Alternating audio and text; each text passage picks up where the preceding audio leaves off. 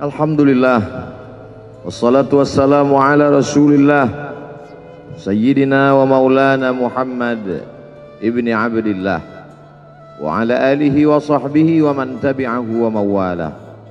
Ashhadu an la ilaha illallah wahdahu la syarika lah wa ashhadu anna sayyidana Muhammadan abduhu wa rasuluhu la nabiyya ba'dah. Allahumma salli ala sayyidina Muhammadin nabiyil ummi wa ala alihi wa sahbihi wa barik wa sallim.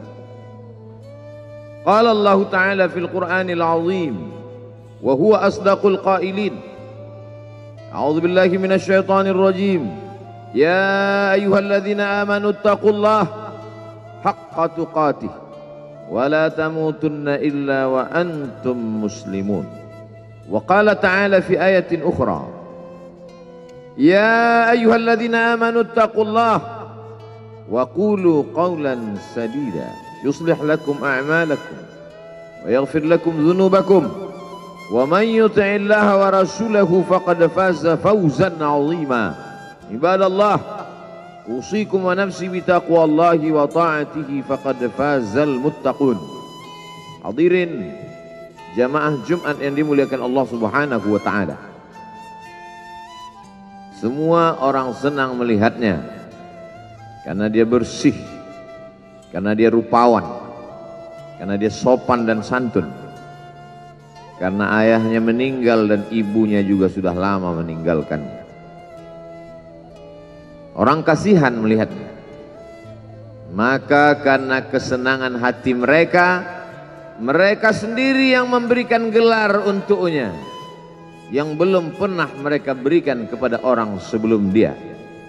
Gelar itu bernama Al-Amin, orang yang layak menerima amanah. Amin diambil dari 3 huruf, alif, mim, nun. Dari kata alif, mim, nun muncullah kata amanah. Orang yang mampu menerima amanah disebut Al-Amin.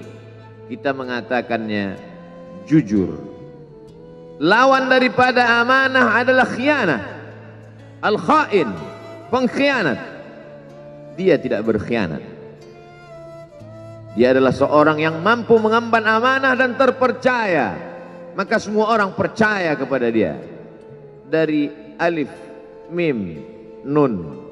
Juga akar yang sama dengan iman, akar kata yang sama dengan iman, maka iman berarti percaya.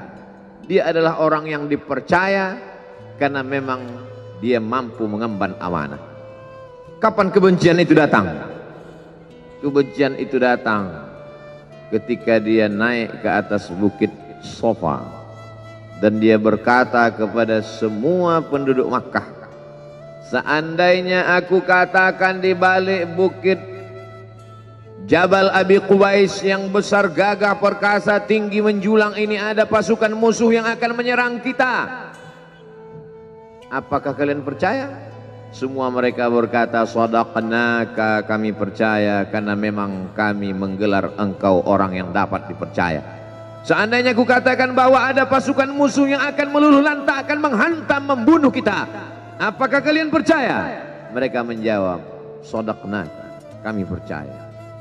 Seandainya aku katakan bahwa aku menerima wahyu dari Allah dan aku diperintahkan Allah untuk mengabarkan kepada kalian yang baik-baik akan masuk surga, yang jahat-jahat akan masuk neraka, percayakah kalian? Disitulah perlawanan datang, bukan dari orang lain, bukan dari musuh, bukan dari lawan. Perlawanan itu datang dari saudara kandung, dari ayah kandung yang masih ada hubungan darah. Tabban laka ya Muhammad alihadza jama'tana, celakalah engkau Muhammad, apakah hanya untuk ini saja kau kumpulkan kami hari ini? Allah membelanya, langsung Allah membelanya. Dia tidak membela dirinya, tapi Allah mengatakan tabbat yada abi lahabi wa tabba ma aghna anhu maluhu, hartanya tak ada berguna, wa ma kasab, hasil usahanya tak mendatangkan manfaat.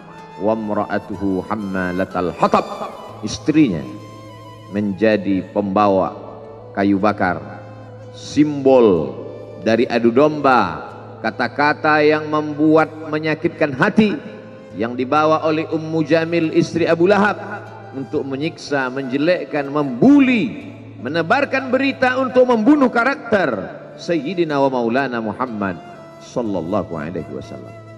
Ini bukti kalau hari ini ada anak muda yang rupawan, yang dermawan, yang disenangi lingkungannya, tidak ada orang yang tersinggung, biasa, karena Nabi Muhammad SAW juga pernah mengalami hal itu. Tapi begitu kau katakan, aku tadi malam bermimpi bahwa aku mesti hijrah, meninggalkan komunitas peminum khamar, meninggalkan geng kita yang selama ini bicara tentang yang haram, maka disitulah mereka akan berkata, apakah hanya untuk ini saja kita berteman selama ini? Mana persahabatan kita? Apa yang dialami pemuda-pemuda hijrah hari ini dialami oleh Rasulullah sallallahu alaihi wasallam 14 abad yang silam. Ketika kau berhasil bisnis, orang senang. Ketika kau berhasil membina rumah tangga, tidak ada orang yang tersakiti. Ketika anakmu lucu-lucu dan kau berada di tengah mereka, tidak terusik kepentingan mereka, tidak terganggu ekonomi mereka, engkau adalah sahabat, engkau adalah teman setia. Tetapi ketika kau tidak ikut kemauan manusia, disitulah engkau sedang melantik dirimu sendiri menjadi musuh. Maka Allah kuatkan hatimu. Wa in tuti aktsara man fil ardi, kalau kau ikut kebanyakan orang di atas muka bumi, yudilluka an sabilillah, mereka hanya akan menyesatkan engkau dari jalan Allah subhanahu wa ta'ala. Tapi api itu tidak pernah padam. Kalau dia padam, maka berakhirlah dakwah Islam. Dia terus bergelora, dia terus menyala, dia terus membakar kemunafikan, membakar kemusyrikan, sampai akhirnya embargo pun tiba. Jangan ada yang mau bergabung dengan kelompok Muhammad sallallahu alaihi wasallam. Jangan ada yang mau berkirim makanan, jangan ada yang mau berdagang, jangan ada yang mau menjalin transaksi. Mereka ingin membunuh secara perlahan-lahan. Jangan beli produknya, jangan duduk bersamanya, jangan berteman dengan dia. Kenapa kamu mau berfoto dengan dia? Kenapa kamu mau bergambar dengan dia? Kenapa kamu masih mau mendengar ceramah dia? Adakah orang yang mengalami hal itu hari ini? Adakah ketakutan-ketakutan dari hamba Allah yang mengatakan Allahu Akbar, Allah Maha Besar, tapi takut ditinggalkan kawan, cemas ditinggalkan sahabat? Maka itu pernah terjadi pada kelompok Sayyidina wa Maulana Muhammad sallallahu alaihi wasallam. Kalau pembunuhan karakter tidak berhasil, maka ada yang lebih dahsyat daripada itu. Mereka tawarkan dunia beserta isinya.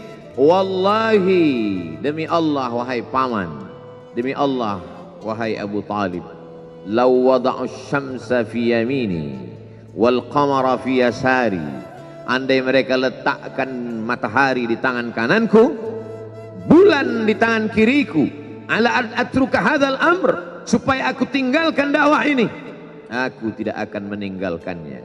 Bujuk rayu mulai tiba. Itu terjadi pada diri Nabi Muhammad sallallahu alaihi wasallam. Kalau kau tidak mempan dimusuhi, kalau kau tidak mempan dirangkul, kau akan dipukul. Kalau kau tidak mempan dipukul, kau akan dirangkul. Berbagai macam cara, dari mulai yang paling keras sampai yang paling lembut, dari mulai yang paling lembut sampai yang paling keras, sampai akhirnya tempat bergantung itu hilang, lenyap, musnah. Ada dua tempat bergantung, saudara kandung ayah Abu Talib. Mereka tidak mengusiknya karena dia keponakan Abu Talib. Abu Talib anak Abdul Muttalib, Abdul Muttalib anak Hashim, Hashim anak Abdi Manaf, Abdi Manaf anak Qusay, Qusaylah pendiri Darun Nadwah. Mereka keturunan darah mulia dari Adnan. Adnan menerima tetesan darah dari Ismail. Ismail anak kandung Ibrahim alaihissalam. Jangan ganggu dia, karena dia keponakan Abu Talib. masih ada backing. Tapi Allah ingin agar hati itu tidak bergantung kepada manusia. Dia buat Abu Talib meninggal dunia, masih ada lagi tempat bergantung. Dia yang dulu ketika kedinginan datang, dia yang menyelimuti. Yang dulu ketika ketakutan datang, dia yang menenangkan. Dia datang menemui Waraqah ibnu Naufal. Waraqah berkata, Namus, malaikat yang pernah datang kepada Ibrahim, yang pernah datang kepada Musa, yang pernah datang kepada Isa, sekarang dia datang kepada suamimu. Katakanlah, jangan takut, jangan cemas. Kalau nanti sampai masanya dia akan diusir dari kampung halamannya, aku orang pertama yang akan membelanya. Karena begitu yang kutemukan dalam kitab-kitab suci yang kubaca, kata Waraqah bin Naufal. Hari itu juga tempat bergantung itu patah. Khadijah menghadap Allah Subhanahu wa ta'ala. Tak lagi ada makhluk tempat bergantung, tak ada lagi ranting tempat berhinggap, tak ada lagi batang kayu tempat berpegang. Allah ingin agar engkau berserah hanya kepada Dia saja. Tidak ada makhluk. Bersandar kepada makhluk akan kecewa, bersandar pada kayu yang rindang akan tumbang, bersandar kepada benda akan binasa, bersandar kepada sahabat akan berubah menjadi musuh. Bersandarlah kepada Dia, Hayyun Maha Hidup, la yamut, Dia tak pernah mati. Bersandarlah kepada Dia, Al-Aziz yang Maha Perkasa, Al-Jabbar yang Maha Berkuasa. Itu yang diinginkan Allah dari sosok Sayyidina wa Maulana Muhammad sallallahu alaihi wasallam. Dia pergi, sengaja dia pergi berjalan kaki, karena kalau dia pergi menunggang unta, mereka sudah mengintai, dia pasti lari, dia akan pergi ke tempat yang jauh. Sengaja dia pergi berjalan kaki. Lalu kemudian dia pun sampai ke suatu tempat. Dia berharap mereka adalah orang-orang yang lembut akan yang menerimanya, tapi dia tidak diterima dengan tala'al badru alaina. Dia tidak diterima sebagai ahlan wasahlan. Ahlan, keluarga, kau datang kami sambut sebagai keluarga. Sahlan, mudah, kau datang urusanmu mudah. Ahlan wasahlan. Tapi dia tidak dianggap sebagai keluarga, dia tidak dianggap sebagai sahlan, dia dianggap sebagai musuh. Dia dilempar dengan batu, dia dilempar dengan kayu, dia dilempar dengan tulang onta. Apa yang dia lakukan? Dia bersembunyi di balik bukit. Dia angkat kedua tangannya. Ilaika ashku dha'fa quwwati. Kepada engkau saja aku mengadukan kelemahanku. Wa qillata hilati, ketidakberdayaanku. Wa hawani bainan nas, aku hina di tengah mereka.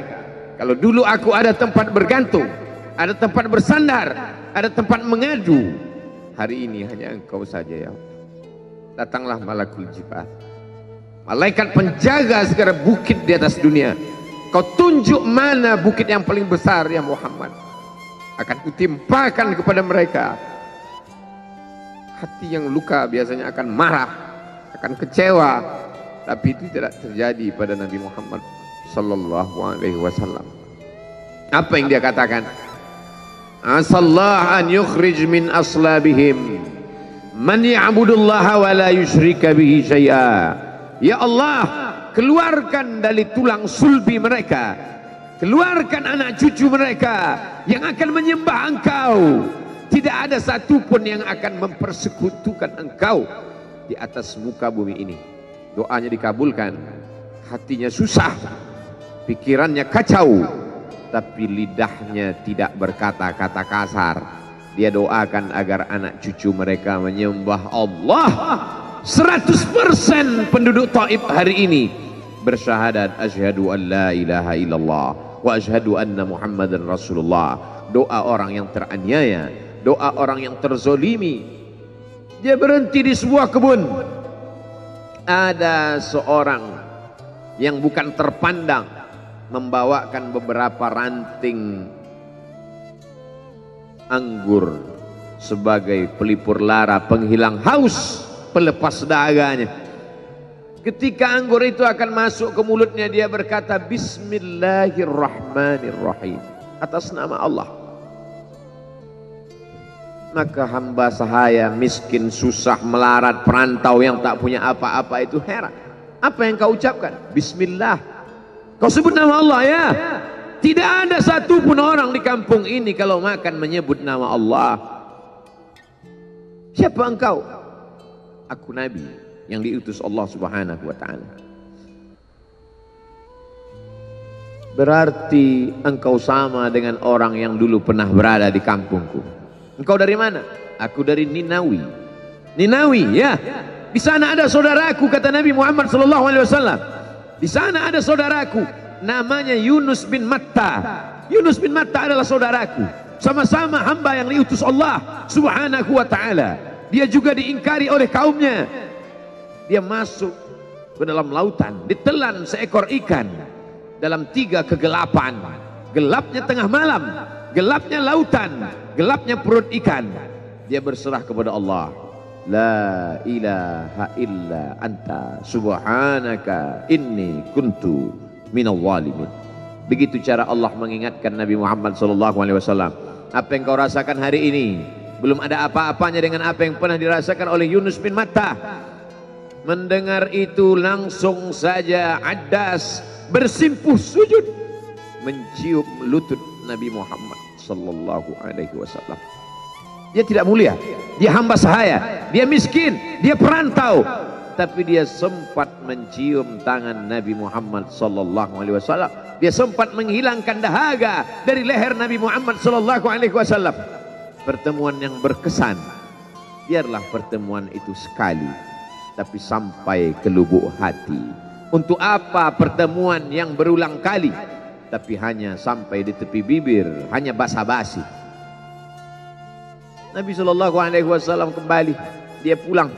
Di tengah perjalanan dia mendengar, qul, katakan, uhiya ilayya annahu istama'a nafarum minal jin. Ada sekelompok jin. Jin itu berkata, inna sami'na qur'anan ajaba. Kami mendengarkan bacaan Al-Quran ajaba, menakjubkan, ajib. Biarlah manusia menolakmu, biarlah manusia yang angkuh dan sombong itu tidak menerimamu, tapi ada satu makhluk yang mau menerimamu. Inna, kami dari kalangan jin, sami'na, mendengar, Qur'anan ajaba, bacaan Al-Quran yang mengagumkan, yahdi ila rusdi, yang membuat kami lurus berpikir benar. Betapa jin yang dikatakan makhluk jahat, tapi ketika dia mendengarkan bacaan Al-Quran tersentuh hatinya dan dia bersyahadat, anna minnal muslimun, kami ada yang muslim, wa minnal qasitun, kami ada yang kafir. Yang muslim taharrau rasyada, selalu mencari jalan kebenaran. Yang kafir kanu li jahannam hataba, mereka hanya akan menjadi santapan neraka jahanam. Dia kembali ke kota suci Makkah Al-Mukarramah seperti biasa, sampai akhirnya datanglah malaikat Jibril membelah dadanya, mensucikan hatinya sampai layak, lalu kemudian dia pun dibawa. Subhanalladzi asra bi'abdihi lailan, maha suci Allah yang memperjalankan hambanya pada suatu malam, minal masjidil haram ilal masjidil aqsa, dari masjidil haram ke masjidil aqsa, alladzi barakna haulah, kami berkahi sekelilingnya. Untuk apa? Linuriyahu min ayatina, kami ingin memperlihatkan kepadanya tanda-tanda kebesaran kami. Selama ini dia hanya didengar, azab kubur didengar, neraka jahanam didengar, malaikat didengar. Hari ini kami ingin memperlihatkan tanda-tanda itu kepada hamba kami. Jangan bersedih ketika kau didustakan, jangan bersedih ketika kau dibunuh karaktermu, jangan berduka cita ketika tidak ada manusia yang menerimamu, karena sesungguhnya itu hanyalah cara Allah menguatkan hatimu, karena dia ingin mengangkat derajatmu, menempatkan di tempat yang terpuji, memperlihatkanmu sesuatu yang tidak pernah dia perlihatkan kepada manusia yang lain. Dia buat hatimu hancur berkeping agar tidak lagi ada tempat makhluk dalam hatimu, yang ada hanya Allah semata. Ma fi qalbi ghairullah. Pada saat itu mentalmu sudah kuat, layaklah engkau berada di tempat yang terpuji. Kalau ada orang menyakitimu, jangan berduka. Kalau ada tetangga, sahabat, kawan baik meninggalkanmu, jangan berduka lara, karena sesungguhnya di balik itu semua fa inna ma'al usri yusra, inna ma'al usri yusra, idza daqat 'alaika dunya faqul ya Allah. Kalau terasa sempit dunia, mengadulah kepada Allah. Idza sa'alta fas'alillah, kalau minta-mintalah kepada Allah. Wa idza sta'anta fasta'in billah, kalau minta tolong, minta tolonglah kepada Allah. Iyyaka na'budu wa iyyaka nasta'in, kepada Engkau kami menyembah, kepada Engkau kami beribadah, kepada Engkau kami bersimpuh sujud, kepada Engkau juga kami meminta pertolongan. Barakallahu li wa lakum fil Qur'anil azim wa nafa'ani wa iyyakum bima fihi minal ayati wadh-dhikril hakim wa taqabbala minni wa minkum tilawatahu innahu huwal ghafurur rahim.